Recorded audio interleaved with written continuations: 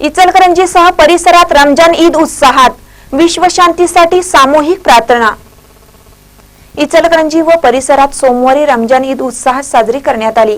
येथील स्टेशन रोडवरील ईदगाह मैदानात सामुदायिक नमाज पठणानंतर मुस्लिम बांधवांनी एकमेकांना शुभेच्छा दिल्या।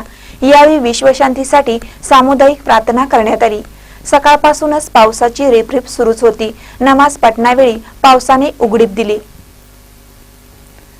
महिनाभराच्या पवित्र रोजानंतर येणाऱ्या ईदमुळे शहर व परिसरात उत्साहाचे वातावरण होते। ईद निमित्त सकाळी हजरत सय्यद मखदूम दर्गा आणि ईदगाह ट्रस्ट यांच्या वतीने ईदगाह मैदान येथे सामुदायिक नमाज पठणाचे आयोजन करण्यात आले होते। यावेळी सामूहिक नमाज व दुआ पठण विक्रमनगर मस्जिदीचे मौलाना अशफाक बागवान यांनी केले, तर बयान मुफ्ती फिरोज चांदकोटी यांनी केले। नमाज पठणासाठी मुस्लिम बांधव ईदगाह मैदानावर मोठ्या संख्येने आले होते। त्यावेळी मध्यवर्ती बस स्थानक ते आंबेडकर पुतळा परिसर गर्दीने फुलून गेला होता। यावेळी हजरत सय्यद मखदूम दर्गा आणि ईदगाह ट्रस्टचे अहमद मुजावर बादशाह बागवान यांनी उपस्थितांचे स्वागत केले।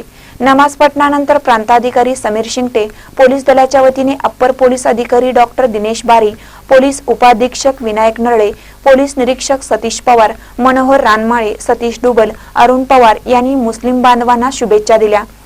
पावसामुळे संपूर्ण रस्ता ओला झाल्या कारणाने ईदगाह मैदानाशेजारील इंडस्ट्रियल इस्टेटच्या पेट्रोल पंपावर काहींनी नमाज पठण केले।